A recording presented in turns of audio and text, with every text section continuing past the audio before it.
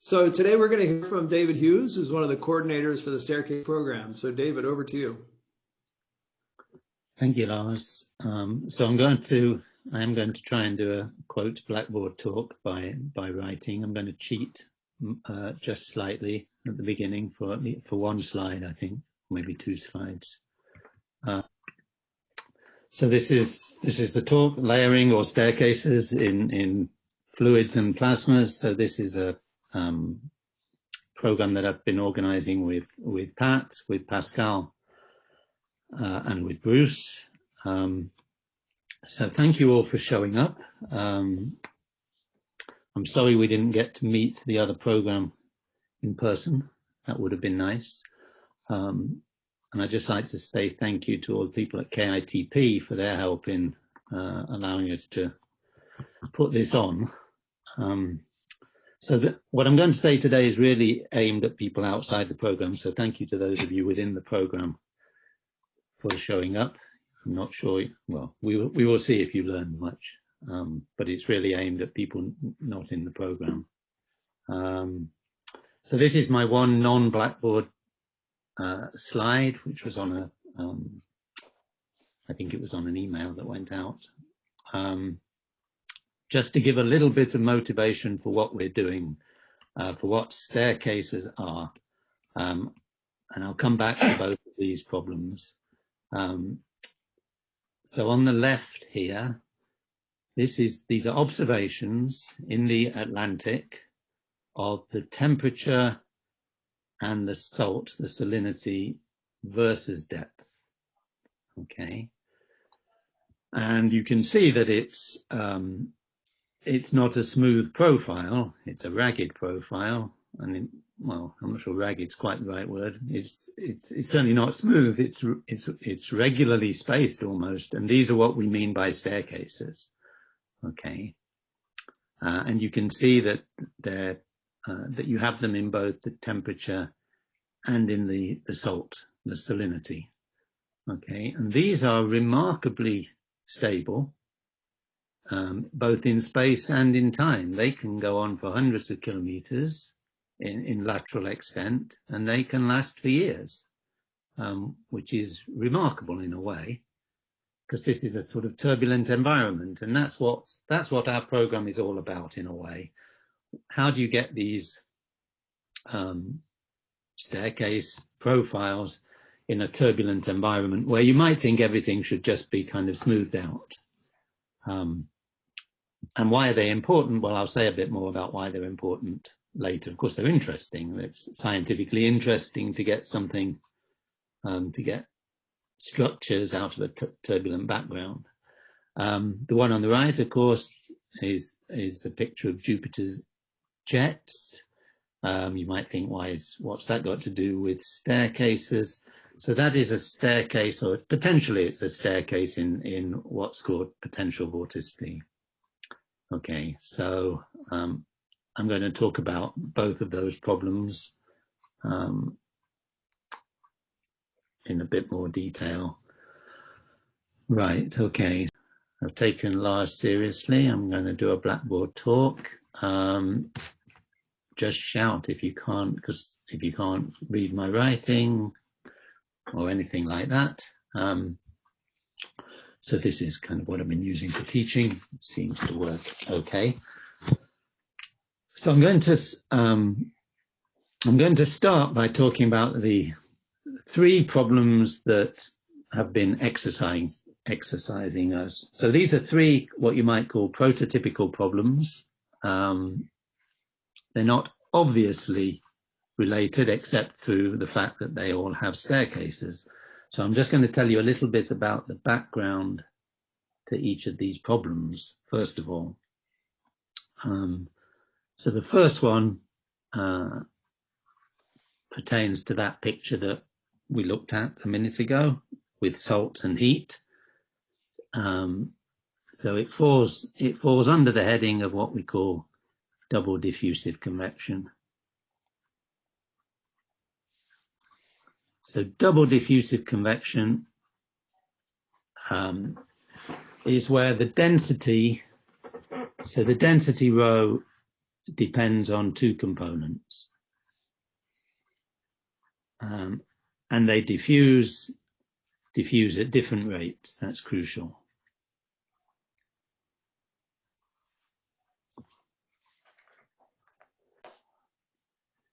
So the most studied one, I think, is what's called thermohaline convection.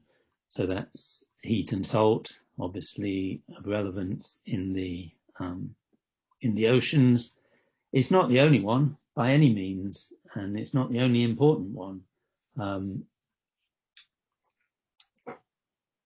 But I'll just mention a couple of the most important other ones in just a few minutes. Okay, so let's think what this let's think how this could work, this double diffusive convection. Okay, so we're interested in cases where the overall density gradient is stabilizing. Okay, so it's not top heavy. We're not talking about top heavy fluids. And there's two interesting situations to look at, really. So one is where you might have hot, salty fluid on the top, and you might have cold, fresh fluid underneath. Okay. So that one is thermally stable and solutally unstable. Okay. And so you can ask, why should it be unstable? Well, if you take a blob, parcel of fluid, and you raise it a little bit, okay, and you ask what happens to it, of course, well, because the crucial thing here, the different rates, is that the thermal diffusion, of course, is way bigger than the salt diffusion. So it's about 100 times bigger for this example. Then what happens, of course, is that it equilibrates quite quickly thermally. So it's only a little bit colder than its surroundings, but it's much fresher because of the diffusion of salt is not so effective. And so you can see it could be lighter than its surroundings, whether it is or whether it isn't. You have to do the detailed sums, but you can see that this could just rise quickly, carry on rising. So that would be a direct instability. It would just grow monotonically. Okay. And it turns out that in this regime, because it wants to equilibrate quickly on the thermal scale, the scale is small in the lateral dimension. The mode that grows most quickly has a small lateral scale, and so these are what are called salt fingers. Okay. So you'll get those. Thinking about where you might get them in the oceans, you need it hot on the top and salty on the top. So in places where there's where the weather is warm, like in the Mediterranean, for example, you will get the fluid will be hot on the top and salty because of evaporation. So you're likely to get salt fingers there. What if you had the other case? What if you had cold on top of hot and fresh on top of salty? So that would be more like you might get in the Arctic, for example. And you do the same trick. Well, I mean, done the same trick, it better not carry on going up, otherwise that wouldn't make sense. So it's going to come back down again. It's going to be denser than its surroundings. But when it comes back, you have to ask, how does it look compared to when it set off?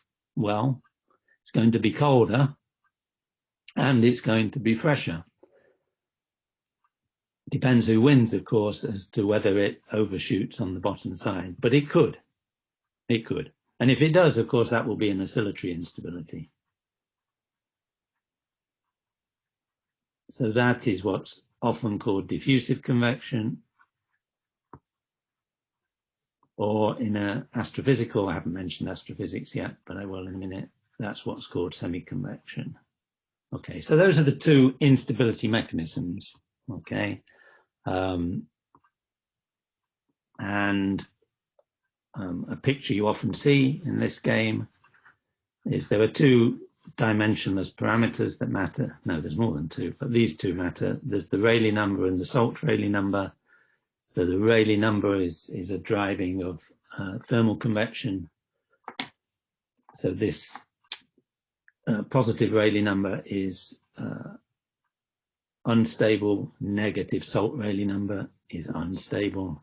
So this quadrant is stable.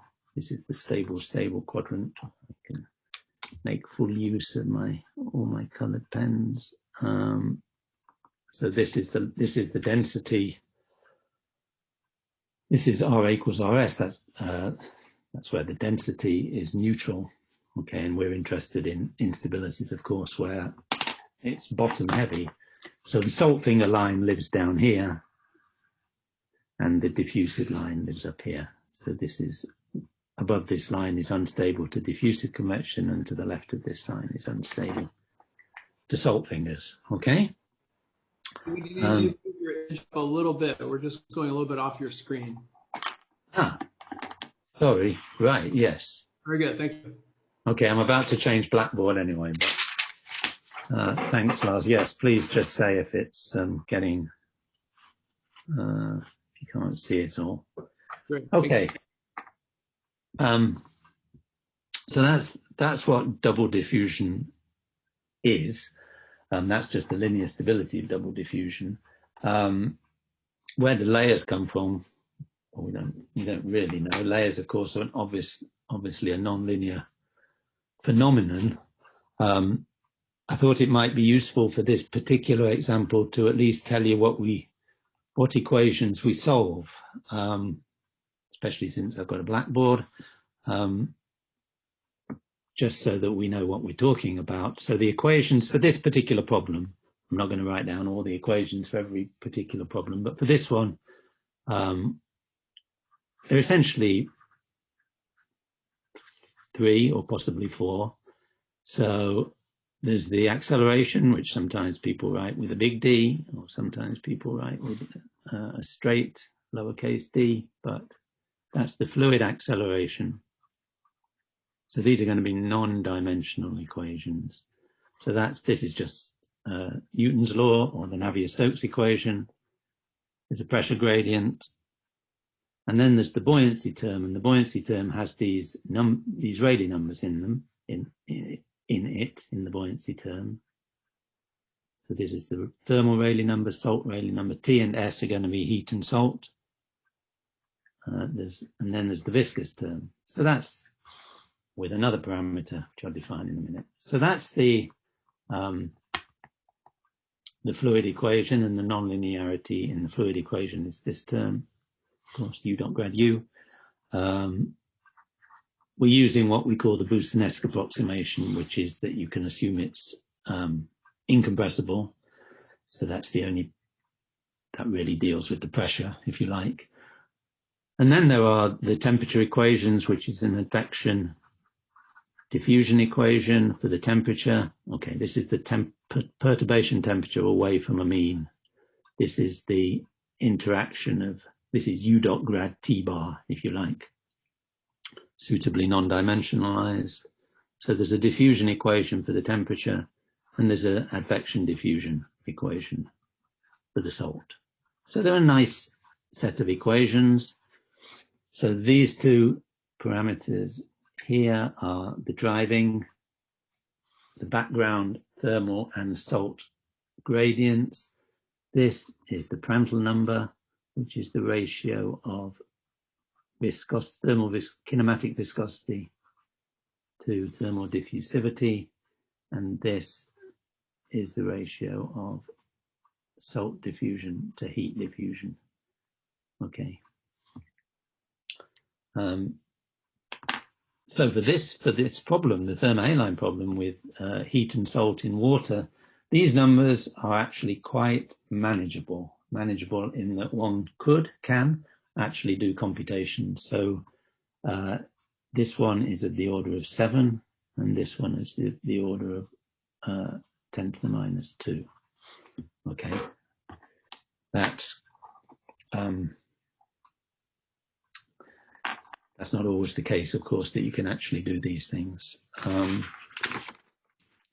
So I just mentioned other forms of double diffusion. So there's at least two other important ones in astrophysics.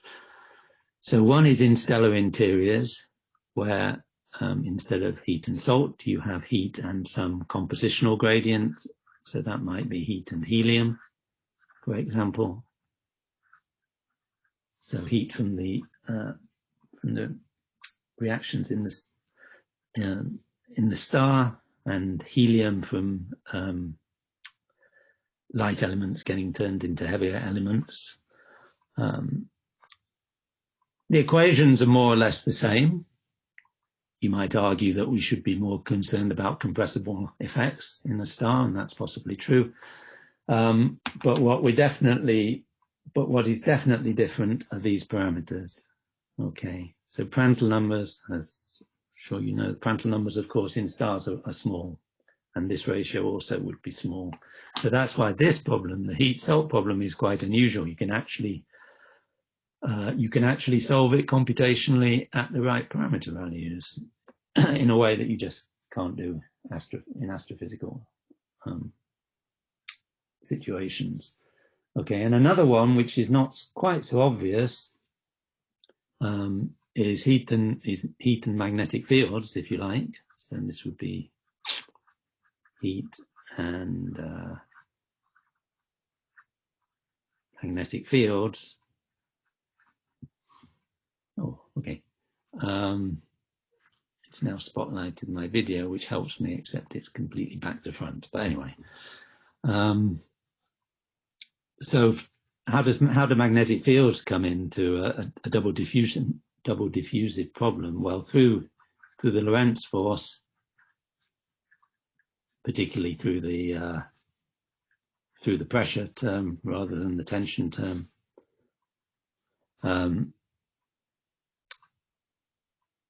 Then if, and this is doesn't always have to be the case, but if the total pressure is small, total pressure variation is small, so then gas pressure variations must look like magnetic pressure variations. And then when you go to the gas law, then delta rho over rho has bits from delta P over P, of course, but these become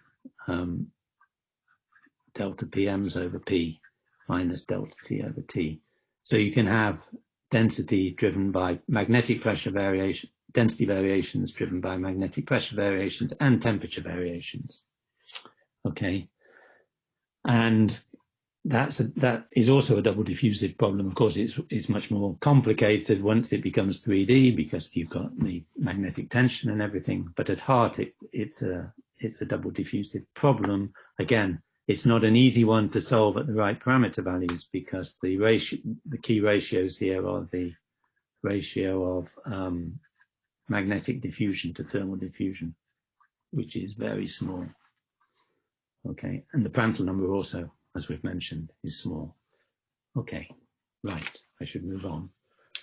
What do we know about layering in double diffusion? Well, we don't know everything, that's for sure. What we have some idea of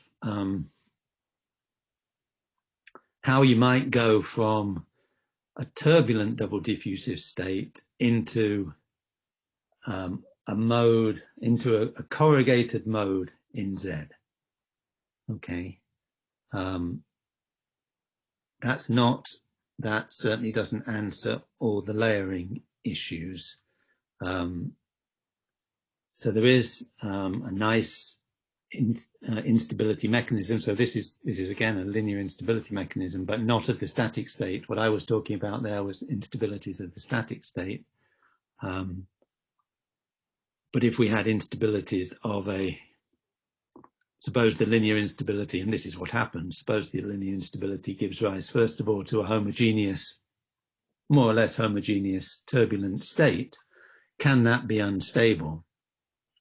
Okay. So you could look at that in a way just from a flux law, if you like. You could say that the the rate of change of temperature is equal to minus d by dz of the flux of temperature, and the rate of change of salt is minus d by dz of the flux of salt. And by, so I've got Tf here, so the total temperature is the background temperature plus Tf. Okay, so you might, that of course hasn't really done anything, that's just a statement of the flux law. If you assume, if you make some assumptions, okay, so in particular, if you assume that the temperature flux looks like what you might call a Nusselt number times the gradient of the total temperature, and similarly for the salt, I'm not going to go through all the details, and you write that the flux of salt is 1 over some parameter times the flux of heat, okay, and you linearize everything just from these equations, okay, so they're really just flux equations, they're just linearized flux equations, and you seek solutions, you seek linear solutions of the form just, you know, e to the lambda t plus ikz. Okay, so this is a one-dimensional instability, if you like. You've averaged across the horizontal, and you're looking for modes which are corrugated in the vertical direction. Okay, and so there's only a z wave number. What you get is quite a simple equation. It's just a quadratic. I'm not going to write it down, but I will write down the form of it because it's important. So it's lambda squared plus something times k lambda plus something, no, k squared lambda, sorry, plus something times k to the 4th equals 0. So from this you can do two things. You can look at this term to see when lambda is 0, lambda equals 0, of course, is the onset of instability. And you get instability if this parameter gamma here, this flux ratio, if d gamma by dr, did I even define r? I'm sorry. So r, I should have defined way back when. R is the ratio of, it's the buoyancy ratio, which is the ratio of the Rayleigh numbers. You get instability if d gamma by dr is negative. But you can see from the form of this equation that lambda must scale like k squared. Okay, because that would give you k to the 4th, k to the 4th, k to the 4th.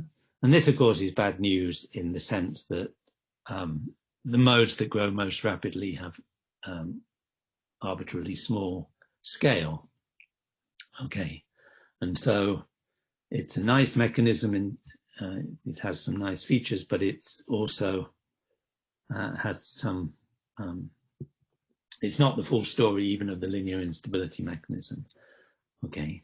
But what is observed in numerical simulations, for sure, is that you do get this. You do get an instability of the homogeneous state, and then it eventually turns into a layered state. And okay, we don't yet fully understand all the details of the layered state. So I'll come back to that later. Okay, so that was prototypical problem number 1. Number 2 and number 3 I can almost deal with together, surprisingly. Okay, I think once I tell you what they are. So the second problem is comes from looking at things like the bands on Jupiter, and so it comes from the dynamics of turbulence in a rapidly rotating body. Okay, so rapidly rotating, what do I mean? If we go back to that equation of motion that we had before, where we had this term on the left-hand side. So this is the acceleration, fluid acceleration, the two terms in the fluid acceleration. If you're in a rotating frame, then you also have this one, which is the Coriolis force. And the rest is more or less as is. There's a centrifugal force, but you can typically bung it into the pressure. Okay, but this thing is what matters.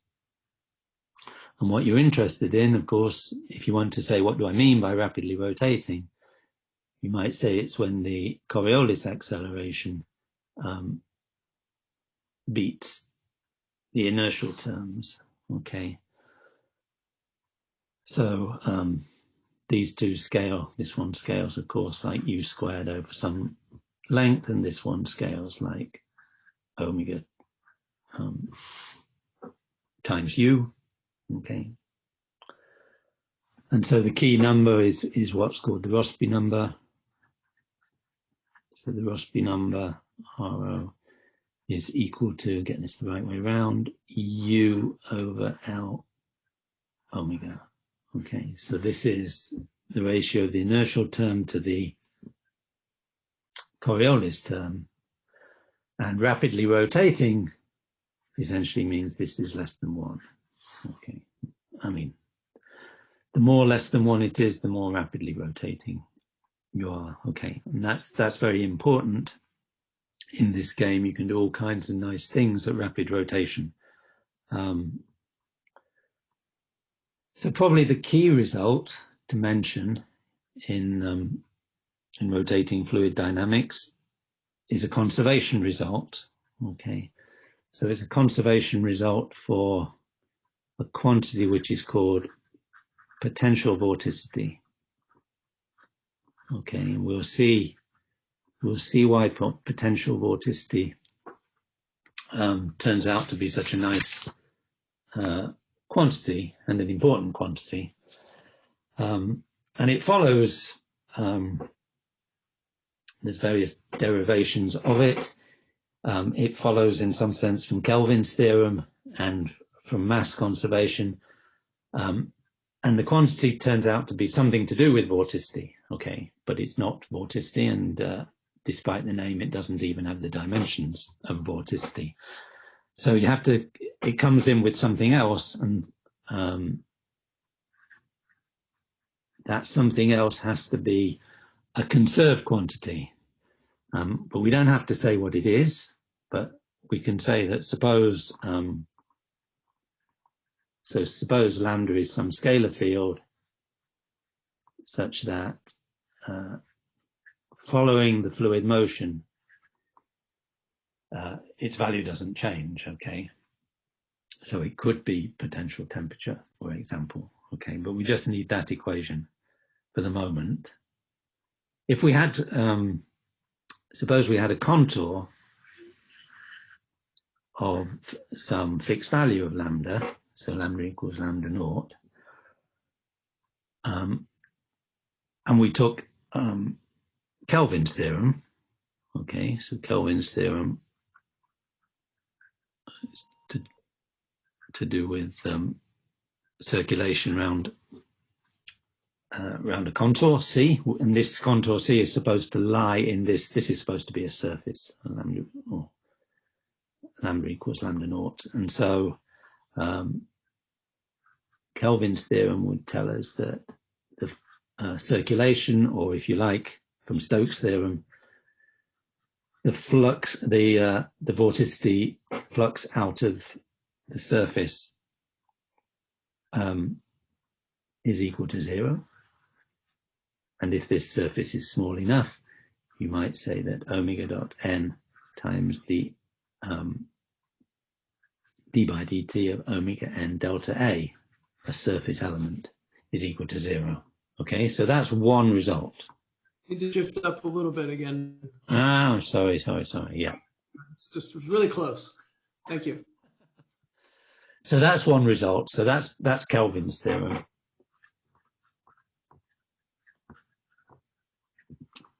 Then you combine it. Okay, so I'm going to combine Kelvin's theorem with essentially mass conservation. So I'm going to consider an element of mass between two lambda surfaces. Okay, so I've got a lambda surface here, which is lambda equals, well, the bottom one first. I'm going to call lambda equals lambda naught. I'm going to call this lambda equals lambda naught plus delta lambda, and I'm going to consider a cylinder of stuff between the two. Okay, and I'm going to suppose these are close together, these are separated by some distance, delta L. Okay, so I know that delta L times the modulus of grad lambda is, of course, just the change in lambda, delta lambda. So I'm just going to write down the mass in this pillbox, if you like. This it's a bit elongated to be a pillbox, but anyway, this is a short distance. Mass in the pillbox, delta M, is the density times delta A times delta L. Okay, but then I can write this as rho delta A. I've got delta L from this guy.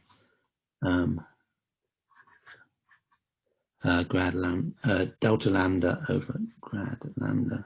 So I hope this is still, I realize that my deltas and my A's and everything is beginning to merge into one another. If you put it all together back into Kelvin's theorem here, then we just have d by dt.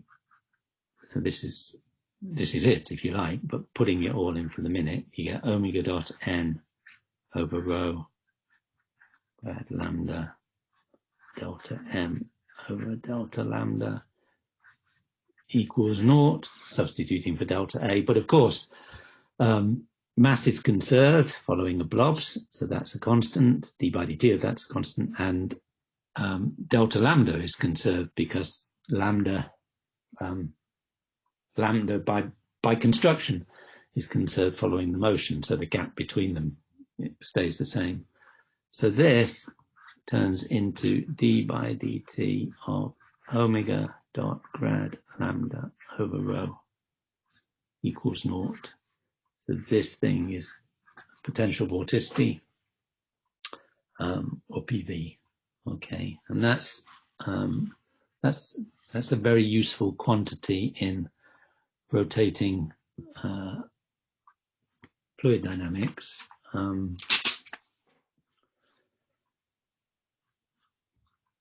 So how do we deal with rotating fluid dynamics? Well, we've had a lot of discussions of what's called quasi-geostrophic flow. So quasi-geostrophic flow, so geostrophic flow is where you just balance, so geostrophic is where you just balance Coriolis and pressure. Okay, but you need to go beyond that, of course. So quasi-geostrophic, or QG, is essentially a small Rossby number. It can be treated as a small Rossby number expansion, if you like, with assumptions about the timescale, of course, because once you put it into the equation of motion, in order to do the asymptotics, you have to assume something about the time scale, okay, and so that will be a longer time scale, so everything comes in at the right order. I'm not going to go through it all, but a lot of the things we've been discussing and a lot of research in this area doesn't use a full sphere, okay, so just because we like to make life easy for ourselves. So we have a plane at some latitude. Okay, which we'll call lambda. And if the Coriolis parameters, so obviously the rotation, the direction of the rotation axis changes with latitude. If it's a constant on this plane here, we just call it an F plane. But if you take some account of how it's varying with lambda to the first order in an expansion, then you call it the beta plane. Okay, so So an F plane would have F is 2 omega sine lambda, if I got that right, with the sine. But a beta plane, we write F is F naught, okay, plus the first term, okay, so what coordinates am I using here? So I'm using Y to go towards the pole. I'm using Z. I'm not really going to use Z, but Z would be coming radial outwards, and X would be going from west to east. Okay. So this is the, so beta is the first term in a Taylor series expansion in latitude, essentially. Okay. And it's 2 omega cos lambda over the radius of the Earth. Okay, so that just makes life a bit easier. It's just easier, isn't it, than spherical polar coordinates. This equation here becomes, so conservation of potential vorticity becomes dq by dt equals naught, of course. So that's conservation of PV, where Q in this quasi-geostrophic beta plane approximation is actually equal to the following. Del squared of psi, which I haven't defined psi, but I will in a sec, plus y plus psi over a length squared. So psi is a stream function, so the velocity, it's 2d velocity, is minus d psi by dy, d psi by dx. It's an incompressible flow. And LD is the so-called deformation radius. It's some measure of, well, I don't need to write it down particularly. Let me put LD equals 1 when buoyancy effects are equivalent, are balanced to rotational effects. Sorry, I'm just being lazy. So this is a very nice system, of course, because everything is here. This is unusual in a way, because you started from all your equations of fluid dynamics and everything, and you got it down to here. And everything really is here, because this is an advection equation for Q, but you can invert Q to get, you can invert this expression to get psi, which you need to advance Q and everything. Okay, so this is a very nice, very famous set of equations. I was interested there's a nice book on atmospheric and ocean fluid dynamics by Jeff Vallis, and when he discusses this, he has a comment that says normally atmospheric fluid dynamics and oceanographic fluid dynamics is not normally considered a beautiful subject, unlike other bits of theoretical physics, he said, but surely, he says, this is beautiful in its conciseness and everything that it's got in it. So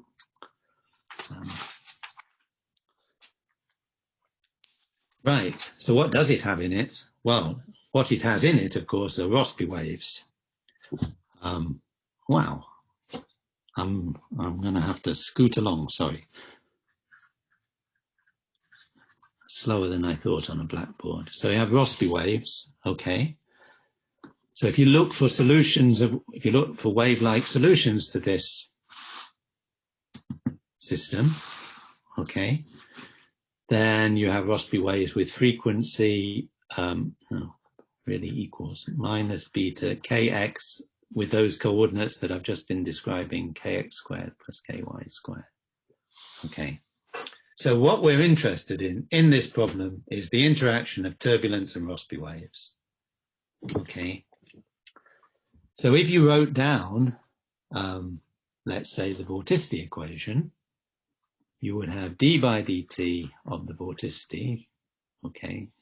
Vorticity is the curl of the velocity, and there's just one component, plus u dot grad zeta plus beta v equals 0. And so there's a scale that emerges here, a very interesting, important scale, depending on which of these wins.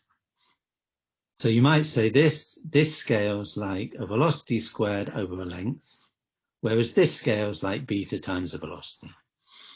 And the time one will have to, do whatever it does. It has to come out in the wash.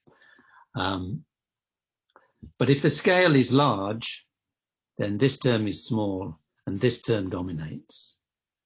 Okay? Whereas if the scale is small, this term dominates. So we have this picture that at small scales, it's going to be essentially turbulent, and at large scales, it's going to be essentially waves. And they cross over. So the crossover scale is what's called the Rhine scale, which is of the order, of u over beta square rooted. Now, we don't necessarily know u, right? Because u is going to come out also, it's going to emerge from the problem, okay? But the important thing to note is that there is a transition between the two, okay? Between turbulence at the small scales, waves on the large scales, okay?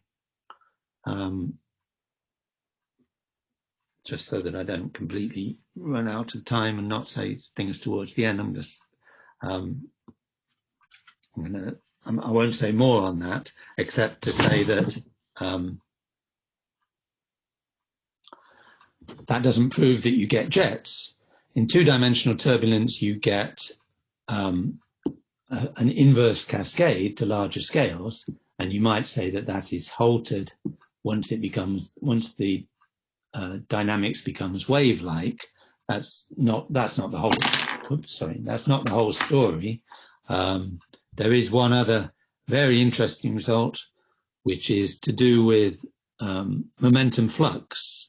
Okay, so if you look for solutions psi that looks like cos kxx plus kyy minus omega t, then the momentum flux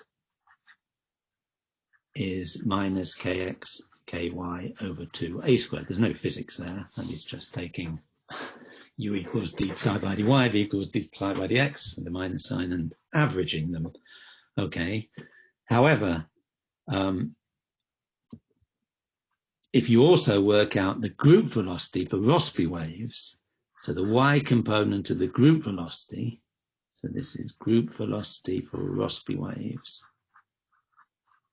then this is, and it doesn't matter, the details of it don't matter. The key thing which matters is the fact that they both look like kx, ky. So why is that important? It means that the meridional flux of zonal momentum is opposite to the group velocity. So if you have your sphere and you stir in this region, okay, then the radiation of Rossby waves will be this way, and the flux of momentum will be this way and this way. So this gets to the heart of jets, because this gets to the heart of what you might call self-sharpening, okay,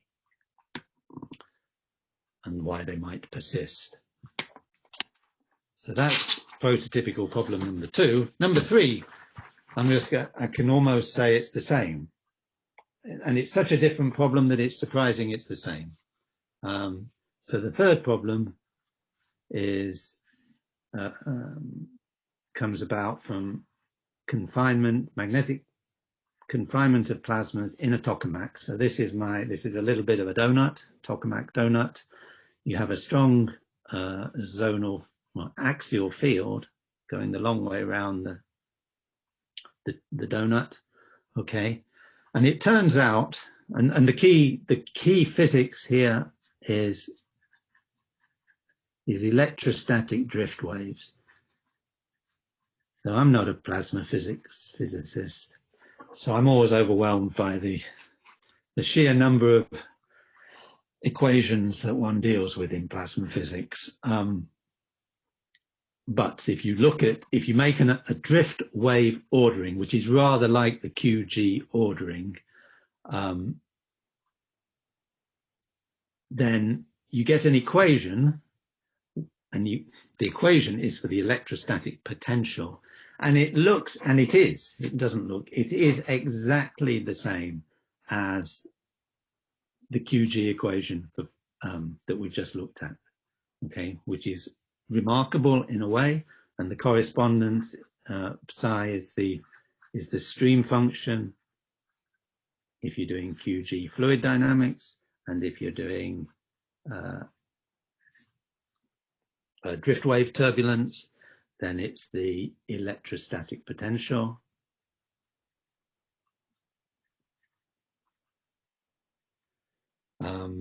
Here it's a geophysical geostrophic flow, sorry, as the 0th order solution. Here it's what's known as the E cross B drift, okay? Obviously the scales are completely different. Scale here is like 10 to the 6 meters, here it's like 10 to the minus 3 meters. These take days, these take thousandths of seconds, okay? But mathematically they're the same.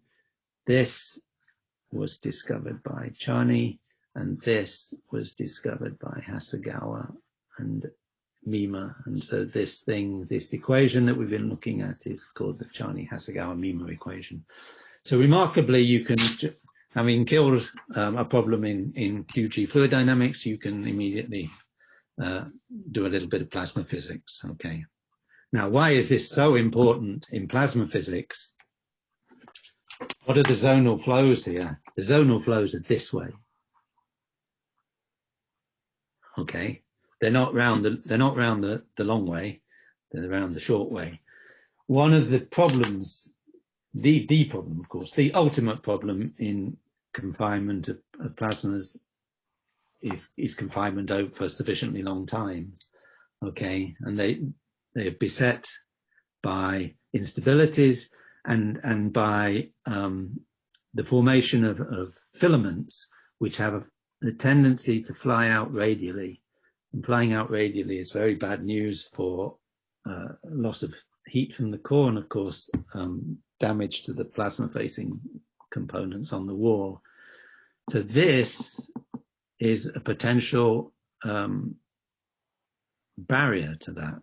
Okay, so one of the things we have been discussing is layering as a transport barrier, and in these confinement devices like ITER, which they're building at the moment, this is absolutely crucial. Okay, right. Finally, David, is there a way we can pause for questions, or how close are you? Sorry, how? I mean, I have about another. I can do it in about 5 minutes from now if you want. I've set the scene, and I'd like to kind of just say what we've been discussing. Forge ahead. Okay.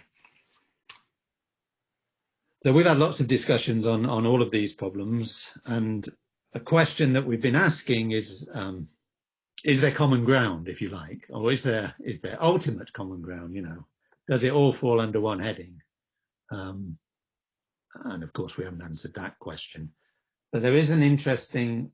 But what we have been looking at is model problems, and model problems have created a lot of debate. I think there's a big spectrum of views as to whether they are, you know, as to how useful they are, if you like. But I think personally they can be useful. They're instructive, and so the model problem that we've been looking at all started with a paper by Phillips in '72, who considered a very straightforward problem. He said, suppose you have a fluid which is stably stratified, so just heavier underneath, and you stir it. You stir it with vertical rods. What happens? Well, what happens is that the density, so the original density is like this. It's denser on the bottom. And you might think you kind of mix up all the interior in a, possibly with boundary layers or something, but you don't. You get this. Okay. You get a staircase. So there's no double diffusion there. This is stirring of a stratified fluid. And what Phillips suggested was, he said, well, let me write down an equation for the buoyancy in a very simple, the rate of change of the buoyancy is just a flux, gradient of the flux, d by dz of some buoyancy flux. And he argued that this function f could look like this. It could look, if you plotted the buoyancy flux against the buoyancy gradient, then it could look like that. Okay. So if you took a state with uniform buoyancy, dB by dz is g naught, and you just perturb it, then of course you'll get an equation which is, for the perturbation, is just equal to f prime at g naught d2b tilde by dz squared, just expanding this term. And so if this coefficient is negative, then you've got negative diffusion. And negative diffusion, although obviously ill-posed, is a sharpening feature. So if you have this bit of the curve, okay, then there's potential for getting sharpening. Of course, this model of itself is not the end of the story, and nor did Phillips think it was, but it's a useful start. How might you do better than that? Well, the various things you could do. It needs, mathematically, of course, it needs regularizing. So one thing which has been done, and indeed has been done in the plasma literature, but has been done in other contexts earlier, is to suppose that there's a finite time feedback between changing the gradient and changing the flux. So you have a time delay in here, and then the dynamics is very much like traffic flow, where the time delay is the driver reaction time. Okay.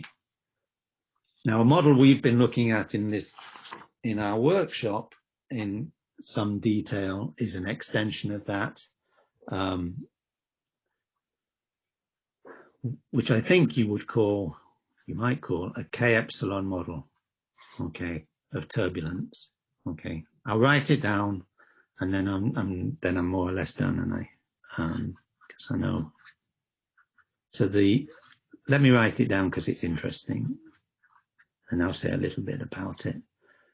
So it's a model with two components, buoyancy and energy, and it's in some sense a dimensional model. Okay, it's phenomenological. So, but let me explain it.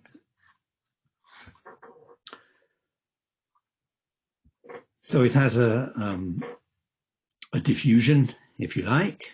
I haven't said what L is yet. It has diffusion of buoyancy and energy. This is the transfer between the two. So if you have an LE to the half in here, this term is non-negotiable. This is a dissipation, and this is some sort of production term. Now, the key and what relates it to Phillips is, and what we've talked about earlier, what should we do for L? L is a mixing length. Now, when you start the experiment, you're just stirring, and you're stirring with a finite size spoon, and that's your mixing length. However, if you develop strong gradients, then you can imagine that a strong gradient will set a different and conceivably smaller scale. Okay, so one scale is the stirring scale, and the other is the emergent scale. We talked about emergent scales earlier, and the emergent scale on dimensional grounds here is this, and this is what's often called the Osmidov, I think that's how you spell it, Osmidov scale. And so this nice model, which was constructed by Barmforth et al. Originally, you switch between the two. Well, you don't switch, you can join smoothly between the two. Okay, so that if the buoyancy gradient is weak, you're just stirring, but if the buoyancy gradient is strong, then this one takes over. And this model has lots of nice features, including the formation of staircases. So one of the things we've been looking at is a model like this at the heart of other things? Is it at the heart of beta plane turbulence? Is it at the heart of double diffusive convection? And I would say we don't, we certainly wouldn't be able to answer yes to that question, but that is one of the interesting questions we've been looking at. I should finish. Let me just tell you what the other interesting things are that that we've been looking at. No, not that we've been looking at, that need addressing. If I was to say what has come out so far, and we've still got 3 weeks of discussions to go, I would say emergent scales is crucial. Shear, zonal flows as transport barriers. Within the rotating fluids one, Rossby wave breaking. And the whole, we have looked also at coupling fluid dynamic equations to the Carn-Hilliard equation. I was going to say more about that, but I've been rabbiting on so long that I'd better not. Important questions for the future. One, which I have mentioned, the fusion one is absolutely crucial. So fusion, they talk of L modes, low confinement, and H modes, and the H mode has a step on the outer wall, okay, which is a sort of transport barrier, but it could be this, okay, so it's this versus this, so it's the H mode versus the staircase, if you like, and that is absolutely crucial, okay, for the confinement problem. Double diffusive convection, going beyond the instability that I talked about, the gamma instability. What I didn't talk about really is in astrophysics, which I mentioned, it's crucial to have a parameterization because these things go into stellar evolution models, and so we need to know, we can't solve the problem at those parameter values, and also it's going to be one component with lots of others, but we need a good parameterization of that. I mean, Pascal has done some nice stuff on that, but there's still more to be done. Just before this talk, I was at the discussion session, and there was some very interesting work on double diffusive staircases underneath the ice for the melting of the ice problem in the Arctic. And in Jupiter, we had a good discussion last week on Jupiter.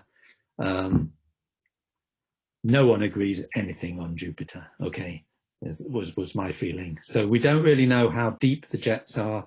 We don't know what sets their bottom boundary. We don't really know how three-dimensional they are. We don't know if there's some combination of deep and shallow.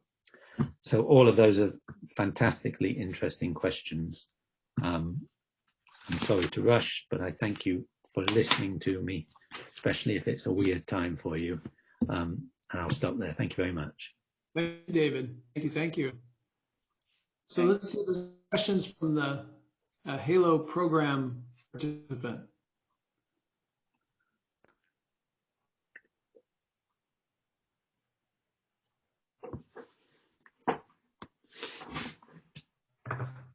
Could I ask a question? Sure. Yes, please. Yeah, so this is a question of idle curiosity. I taught an undergraduate course on fluids last quarter, which Lars Bilston knows very well. And I did temperature inversion and smog trapping in Los Angeles. So I was just following the textbook, and it looks like it would be a sort of a baby version of your problem, right? And it's with Rayleigh numbers and so on. But is there sort of advances in that field about smog trapping and temperature inversion? And whether there's a staircase structure in that problem also? Well, I should say I'm certainly not an expert on that. I don't think there's a staircase structure in that problem. I don't think that's what the physics is in the smog trapping. But I don't. It's an interesting comment. I don't know enough about it to say. I'm afraid. Okay. Looks like Mark Voigt had a question.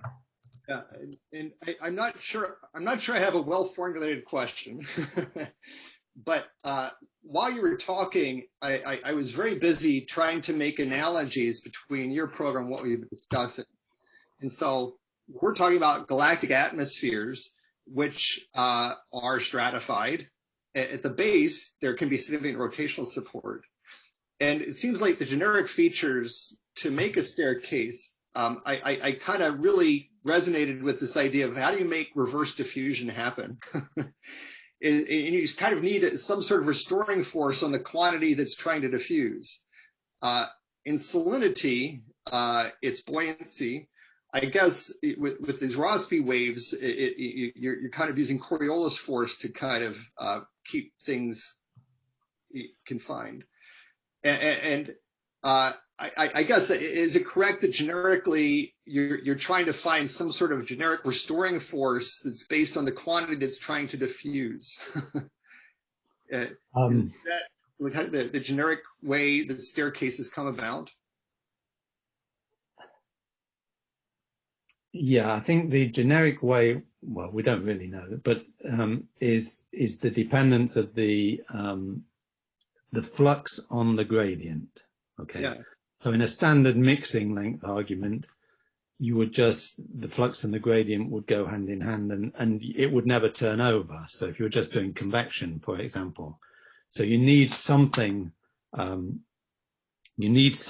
set, to set another scale and to turn that. Yeah, I think what opposes diffusion, you have to have whatever's opposing diffusion has to be dependent on the quantity that's trying to diffuse. Yeah. Yeah. That's right. That's right. Yeah. And now, well, the thing that's generically, the way I'm trying to link it up, in a galactic atmosphere, I've always found it interesting that when you have a supernova explosions go off, you're putting a lot of heat energy and new elements into a gas parcel. Which then could make it buoyant, and so it's trying to rise. But if you have lots of heavier elements in that gas parcel, you can also make it cool faster. If the metals don't, or we call metals, if the elements don't diffuse fast enough away, it tends to oppose the distribution of elements vertically in your medium. And I'm pessimistic that it can actually form an actual staircase. But it seems to at least fulfill the kind of broad conditions that are necessary to kind of suppress diffusion that you're seeing. I'll leave that as a problem for everybody else in my workshop. Well. Okay, that's an interesting comment. Thank you. Navier. Hi, thanks very much. This was really quite interesting. I may have missed something early on in your talk, but I thought I saw at one point in one of your first examples, you made the assumption that the fluid was incompressible, that divergence of the velocity was equal to 0? I did, yes. Okay, so in highly compressible flows, then I assume that much of the staircase phenomenology exists also in highly compressible flows, or is that incorrect? Well, I don't think compressibility. Yeah, I don't think compressibility will stop this happening, but I don't think compressibility is crucial to it either. But yeah, in stellar interiors, clearly, if you were really doing it properly, you would do it compressibly. Yes. Right. Okay. Thanks for the clarification. Yeah. I mean, that was just to show you the simplest model that we use. So it's not even fully it's incompressible in that div u is equal to naught. It's so-called Boussinesque. So there are density variations, okay, but they only come into the buoyancy term. So it's the simplest. If it were absolutely, completely incompressible and constant density, of course, it wouldn't be convecting. But it's an assumption that is valid actually technically for thin layers and subsonic velocities. And if your turbulent velocities are perhaps highly supersonic, would that change the qualitative picture of the staircase?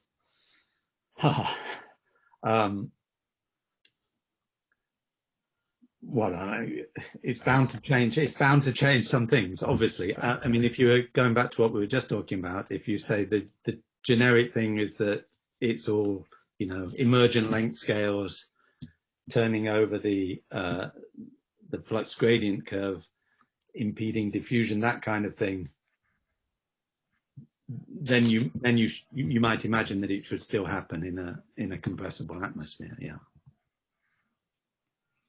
Okay, Thanks. Boris, do you have a question, Boris? Yeah, actually I do. So I'm sort of curious. You didn't mention so another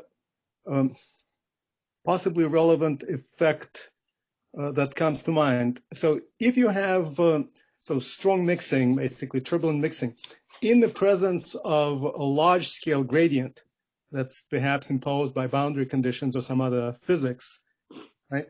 You can imagine these gradients being expelled from strong mixing regions, forming cliffs, right? So for example, in some ordered convective pattern, of course, these cliffs will hang on separatrices.